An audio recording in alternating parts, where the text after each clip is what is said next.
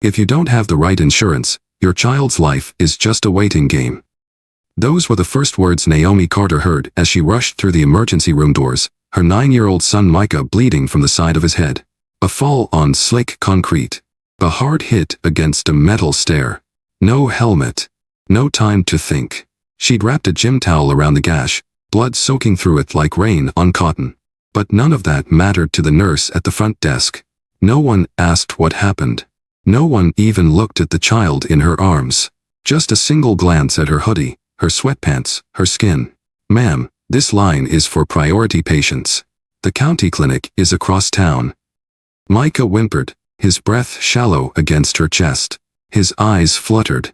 The ER's fluorescent lights felt like interrogation beams. Naomi had founded a billion-dollar tech company that powered patient tracking systems in over 300 hospitals across the U.S. But today, she was just another black mother in need, and in the eyes of this hospital, that meant she was disposable. The room was full of people, full of staff, fiend of help. But somehow, they all became blind at the same time.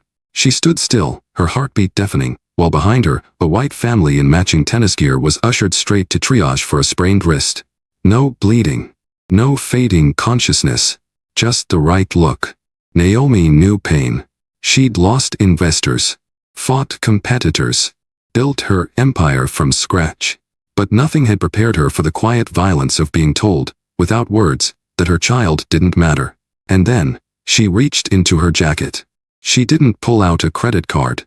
She pulled out something far more dangerous. Her name. And in the next 60 minutes, this hospital would learn what it meant to ignore a black CEO. And what it costs. Stay with this story. Because what happened next changed everything. Naomi hadn't planned to go out looking like this. She'd left the house in workout gear, a plain navy hoodie, fitted leggings, sneakers still damp from the morning jog. Her hair was tied up in a loose bun, no earrings, no makeup, no corporate polish. She looked like any mom you might pass at a grocery store or see cheering from the sidelines at a Saturday soccer game. And that was the problem. Because when she burst through the doors of St. Anthony Regional Hospital, clutching her son's limp body in her arms, no one saw the CEO of a billion-dollar tech empire. No one saw the woman who had keynote spoken at Stanford Medical's Equity Summit just 3 months earlier. They didn't see her. Not really. They saw a black woman in sweatpants holding a bleeding child. And they assumed the rest. The woman behind the intake desk barely raised her eyes from the monitor. Her badge read Deborah Walsh, RN. She gave Naomi the kind of look you give someone who just cut in line at the DMV. Not anger, just annoyance. "Insurance card?" she asked, without looking.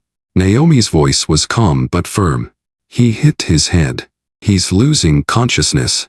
He needs a trauma evaluation." Deborah glanced up. A 2-second scan. Hoodie. No wedding ring. Black. "Is he covered under Medicaid?" she asked. Her tone wasn't curious. It was condescending. "No. Private PPO," Naomi replied. Deborah's brows lifted slightly, surprised. But not enough to care. "Name. Micah Carter. He's 9. He fell down concrete stairs. He's nauseous. His pupils are dilated." Deborah sighed and slid a clipboard toward her. "Fill this out. We'll call you when triage is ready." Naomi looked around. The triage nurse stood at a nearby station, casually chatting with another staff member. The waiting room was only half full. No ambulance arrivals. No visible chaos. And yet, nothing moved for her. No urgency. No empathy. Only procedure. Across the room, a white mother in yoga pants and a Patagonia vest entered with her teenage son. He had a swollen wrist. Before Naomi could even blink, a nurse had them back behind the doors, smiling and reassuring them that they'd get x-rays done right away. Naomi held her son tighter. She could feel his warmth fading, the way his grip weakened, the way his eyelids fluttered like paper in wind. And in that moment, she understood exactly what was happening. This wasn't just medical protocol. It was invisible bias, a system of silent assumptions that decided, without ever saying it, which children deserved to be saved first. Naomi Carter wasn't a woman who screamed to be heard. She had built her company in boardrooms where the loudest voice wasn't always the most powerful. She'd learned to weaponize silence, to make people uncomfortable enough that they had to listen. But in this emergency room, her silence was being mistaken for submission. That was their first mistake. She stood in the same spot, holding her son's limp body, filling out the clipboard like it was just another task on her Monday morning checklist. But inside, her stomach was turning. Her hands were steady, but her jaw was tight. Her heart was pounding, not from fear, but from rage. Micah's head rested against her collarbone. His breath had turned shallow, uneven. He mumbled something that sounded like, "Too loud, Mommy." And instinctively, Naomi turned her body to block the harsh lights overhead. She brushed his curls gently with her fingers. He was hurting. He was scared. And no one cared. Not in this room. Deborah didn't look up again. The triage nurse hadn't moved. Time slowed in that way it does when something is clearly wrong, but nobody wants to admit it. A security guard approached, summoned by some silent signal of protocol. He looked young. His badge read, G. Morris. He hesitated when he saw Naomi holding her son. Still, he cleared his throat. "Ma'am, we're gonna need you to wait in the general area. You're blocking the walkway." Naomi didn't turn. She simply said, "He's losing consciousness." Morris shifted awkwardly. "Triage will call your name soon." "How long is soon?" she asked, her voice cool, razor sharp. I don't know, ma'am. Depends on the severity." "The severity," Naomi repeated, her voice now barely a whisper. "My son has a head injury. He's going in and out of awareness. He's vomiting. But because I'm not yelling or crying or falling apart, you assume I'm not serious." Morris didn't answer. Behind her, the mother with the wrist injury reappeared, now smiling, carrying a small plastic bag with discharge papers. They'd been in and out in 20 minutes. Naomi looked at the clock. She had been here for 26. Micah whimpered again. The anger bubbled just beneath her skin, tight, burning, and volcanic, but she kept it locked behind her teeth. Not because she was afraid, but because she knew how the world worked. A black woman raising her voice was a problem. A calm black woman? That was a threat. And Naomi Carter was about to become both. In the far corner of the waiting room, slouched low in a cracked vinyl chair, Jalen Brooks scrolled mindlessly through his phone. He was 23, a warehouse worker, waiting with his younger sister who had a nasty cough that wouldn't quit. He'd been sitting there for almost 2 hours, long enough to see who got called in fast and who got ignored. That's when he noticed the woman in the hoodie holding the bleeding kid. And more importantly, he noticed how nobody was doing a damn thing. He opened his camera, thinking he'd snap a photo for his private group chat. But then something told him, nah, this ain't just about sharing frustration with friends. This was bigger. So he hit go live. The video started shaky, angled toward the reception desk. His voice came in low but clear. "Yo, I'm at St. Anthony ER right now. This black lady's holding her son. Kid looks messed up. Been here a half hour, and they're actin' like she's invisible." He didn't know Naomi's name. He didn't know her title. But he knew enough to know this wasn't how people should be treated. The stream picked up traction slowly. A few viewers. Then a few more. Someone in the comments asked, "What's wrong with the kid?" Jalen tilted the camera to capture Naomi, shielding Micah from the overhead lights. Blood still soaked the towel wrapped around his head. The chat exploded. "This is wild. What hospital is this? Tag someone. This can't slide." Jalen zoomed in slightly as a nurse walked by Naomi like she didn't exist. No eye contact. No acknowledgement. Just a cold, sterile blur of indifference. Someone commented, "Looks like she's been here forever." "This is ER." Another chimed in, "I'm screen recording. Keep it going." Jalen wasn't trying to go viral. He wasn't looking for clout. He just knew what injustice looked like. And sometimes, all it takes to change the story is someone who refuses to look away. Micah's breathing had changed. Naomi felt it before she heard it, a shallower rise and fall, like his chest was searching for air in half-sized breaths. His body had grown heavier in her arms, not in the way a sleepy child sinks into a nap, but in that terrifying way a parent instantly recognizes when something is very, very wrong. His head lolled to one side, and she gently straightened it. "Micah," she whispered. "Baby, talk to me." His lips parted, but the words were a blur. "Mommy, the lights hurt." His voice was slurred, weak. And then his eyes rolled slightly before blinking back to focus, like his brain was flickering on and off. Naomi stood abruptly, blood rushing to her ears. "We need help now," she said, loud enough for the room to hear. Deborah, at the desk, barely glanced up. "Ma'am, I told you. You need to wait your turn. You're disrupting the area." Naomi's voice cracked. "He's vomiting. He's losing consciousness. This is not a wait your turn situation." But the same stone wall stared back. The security guard, Morris, approached again. "Ma'am, please lower your voice. My son is crashing, and you're worried about volume?" Naomi snapped. Micah jerked subtly in her arms, gagged, and vomited, right there on her hoodie, warm and sour. He whimpered afterward, confused and afraid. Naomi didn't care about the mess. Her arms tightened around him. Across the room, a woman gasped. "Someone help her." Still, the staff moved with agonizing slowness.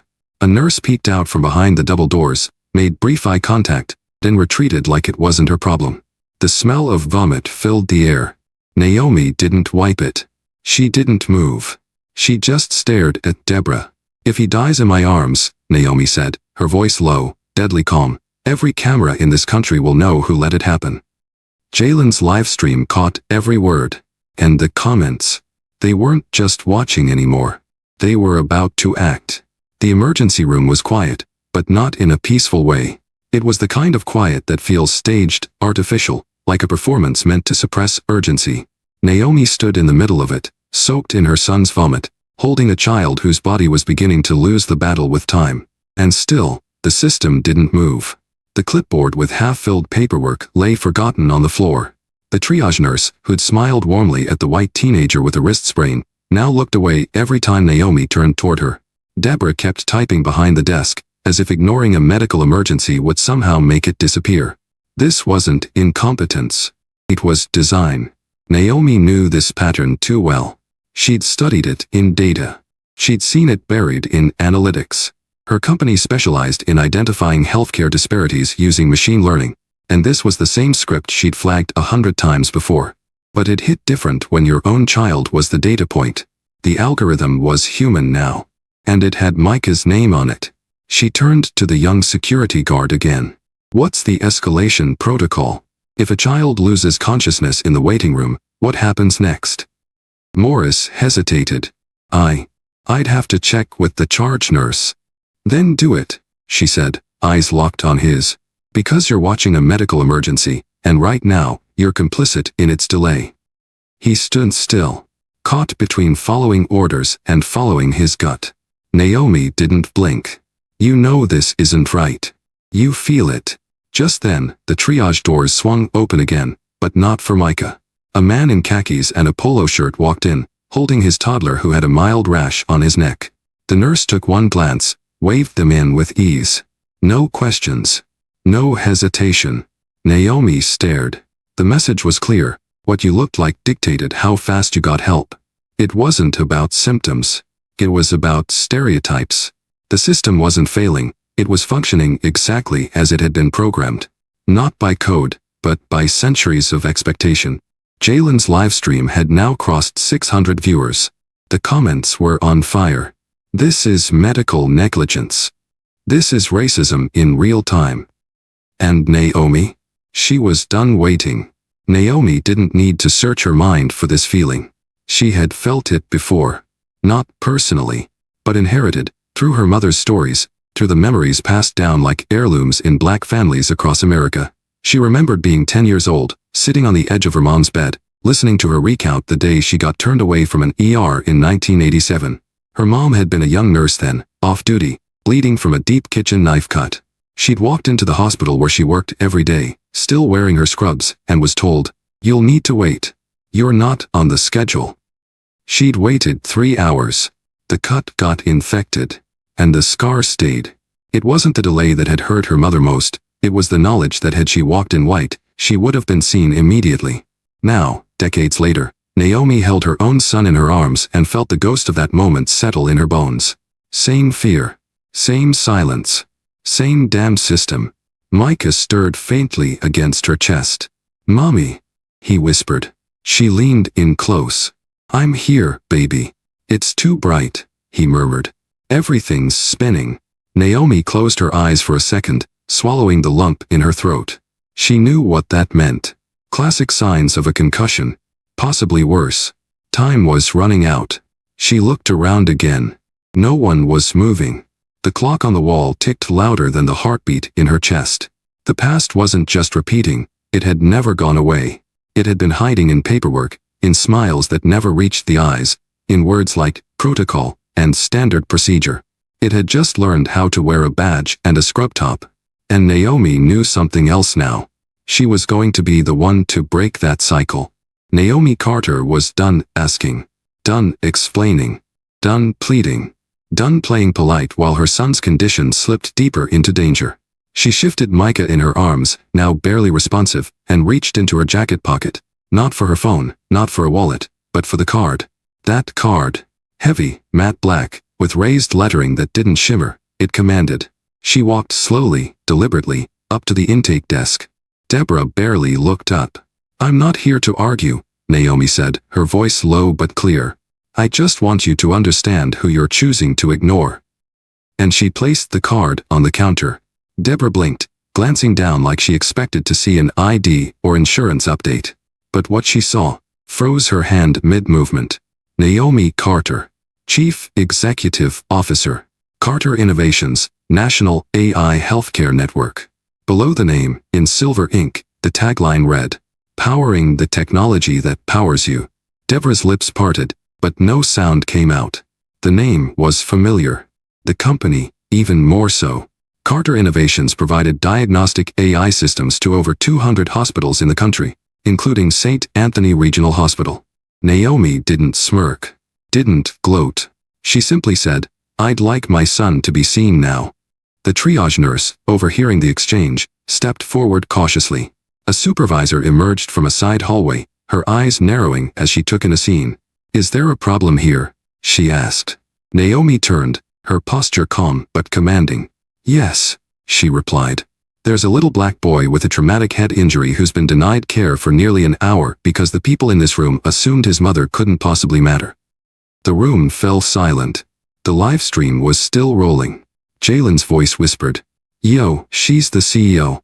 Naomi looked the supervisor dead in the eye. I'm the woman who helped build your hospital's digital infrastructure. And right now, I'm watching it fail. Every face in the ER changed. Suddenly, everyone was paying attention. But for Naomi Carter, it was too late to fix things with a look. Now, she wanted action. It was like watching a machine reboot in real time. The moment Naomi Carter's name landed like a gavel in the room, the entire emergency department shifted gears. No more sideways glances. No more clipboard shuffles.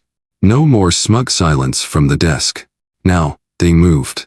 Get Trauma Bay 2 prepped, the charge nurse barked, her voice sharper than it had been all night. We've got a pediatric head trauma, priority 1. A gurney appeared like magic. A second nurse approached Naomi with gloves already on, voice suddenly warm, almost too warm. Ma'am, we're going to take him now.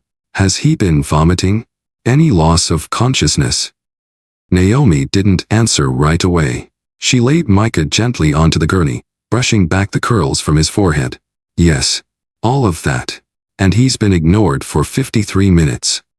The nurse winced at the time frame but said nothing. The gurney rolled toward double doors now swinging open with purpose. Naomi followed, her presence no longer questioned. Jalen's live stream caught every second.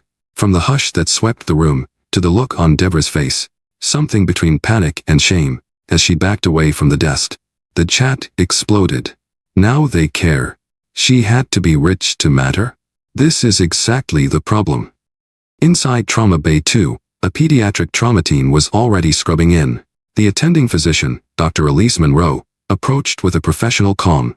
Ms. Carter, we'll be performing a CT scan immediately. His vitals are stable, but we need to assess for internal bleeding.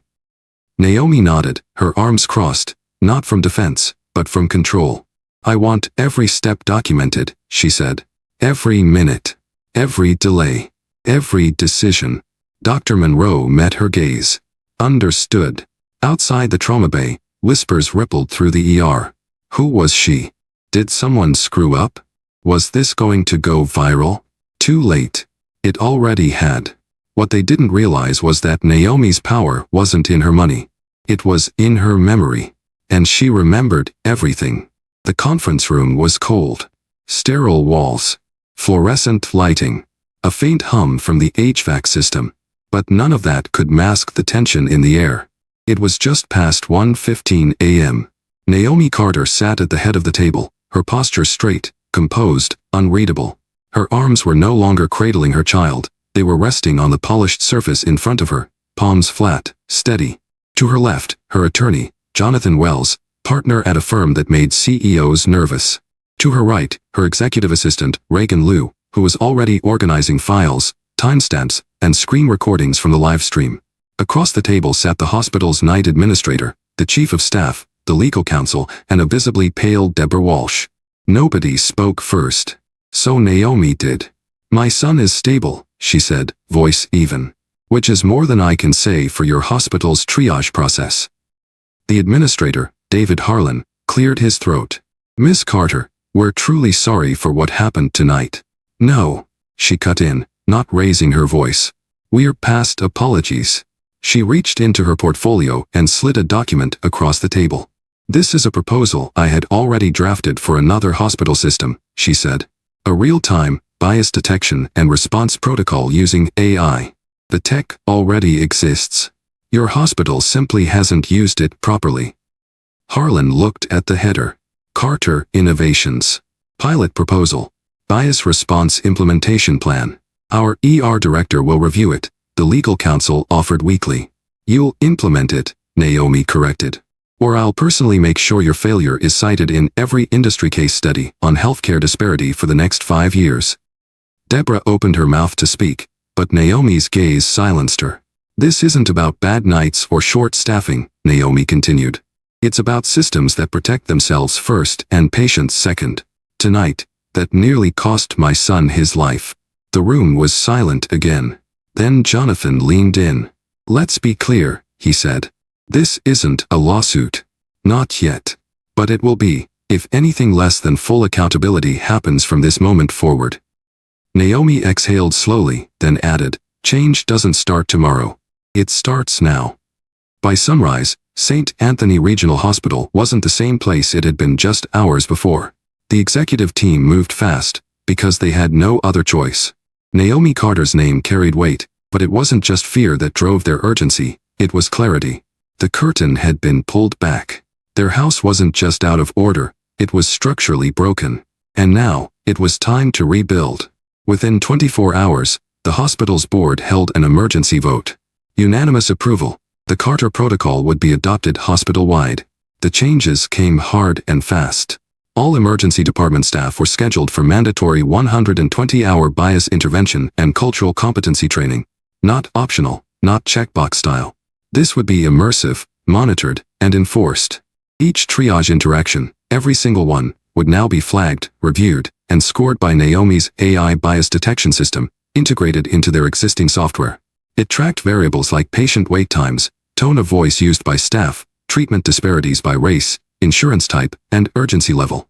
Patterns would no longer be anecdotal. They would be data. A new chief equity officer, with real authority and direct access to board-level decisions, was hired within the week. Their role? Oversee fair treatment, report violations, and make real-time corrections, before complaints turned into lawsuits, or worse, tragedies. Internal audits uncovered a history of disparities. The numbers didn't lie. Black patients waited, on average, 37% longer than white patients presenting with the same symptoms. Insurance verification was prioritized over symptom severity in 62% of non-white cases. Now that was over. A public statement was issued, transparent, unapologetic. "We failed. We're changing. And we invite our community to hold us accountable." Social media didn't tear them down. It watched with cautious optimism. And Naomi? She didn't gloat. She didn't threaten lawsuits. She got results. In a press release, she stated, "This was never about punishment. It was about protection, for every mother, every child, every patient who walks through those doors expecting help and receiving silence." The Carter Protocol was already being requested by 3 other hospitals across Texas. What started as a nightmare in one ER was becoming a blueprint for reform nationwide. 6 months later, the waiting room at St. Anthony looked the same, but everything had changed. The walls were still beige. The coffee still tasted burnt. But the air? It felt different. Families who used to avoid the hospital unless absolutely necessary were now coming in earlier, faster, with confidence. Word had spread, not just about what happened that night, but about what happened after. The Carter Protocol had become more than just a system. It had become trust. Patient satisfaction scores among Black and Latino families had jumped more than 40%. Wait times were now tracked and posted live on screens in the lobby. No more guessing, no more, you'll be seen when we can. Inside the ER, the culture had shifted. Triage nurses weren't just trained, they were empowered. Accountability wasn't a threat anymore. It was a standard. And the staff.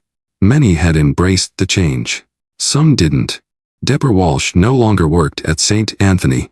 After a brief suspension and voluntary resignation, she had enrolled in a professional development program, one Naomi had quietly funded through her foundation, for displaced healthcare workers seeking bias rehabilitation and reintegration. Because punishment without the chance for change wasn't justice. Meanwhile, the young security guard, G. Morris, had completed EMT training and was now working in the pediatric trauma wing. He greeted every patient like they mattered, because he'd witnessed firsthand what happens when you don't. And then there was Jalen Brooks. The live stream that had started it all now had over 3.1 million views. He hadn't planned to become a healthcare activist. But when national news picked up the story, when podcasts asked for interviews, when parents emailed him from other cities with similar stories, he knew he couldn't stay silent. So he didn't. Jalen now ran a YouTube channel documenting racial disparities in emergency care, highlighting both horror stories and hopeful reform. His followers called him the ER watchdog. Hospitals knew the name. And Naomi? She didn't speak often, but her presence remained, a quiet force behind progress. St. Anthony's transformation wasn't a miracle. It was a decision. One that started with one woman, one child, and 1 hour too long. Naomi Carter stood behind the podium in a navy blue blazer, not a wrinkle in sight. The room was full, healthcare executives, policymakers, medical students, and community advocates. The annual National Health Equity Summit was in full swing, and tonight, Naomi wasn't just a keynote speaker. She was the reason the summit existed. Behind her on the screen was a single photo. Micah, now 10 years old, smiling beside a whiteboard with the words, "I matter too." Naomi paused before she spoke. The room was quiet. "I used to think the most powerful tool we had was technology," she began, her voice steady. "I believed if we could measure something, we could fix it. And while that's still true in part, what I've learned is that measurement alone changes nothing." She looked across the audience, locking eyes with a young Black woman in scrubs seated in the front row. "The most powerful medicine in this country isn't AI, or surgery, or pharmaceuticals," she continued. "It's dignity. And too many of us have been denied it, not because of biology, but because of bias." She didn't name the hospital. She didn't need to. Everyone in the room already knew. "When my son was ignored in that ER," Naomi said, her voice softening, "I wasn't just angry, I was grieving. Not just for him, but for every parent who didn't have a business card to save their child's life." A hush settled over the crowd. We can't build a better system by begging it to be different. We have to hold it accountable.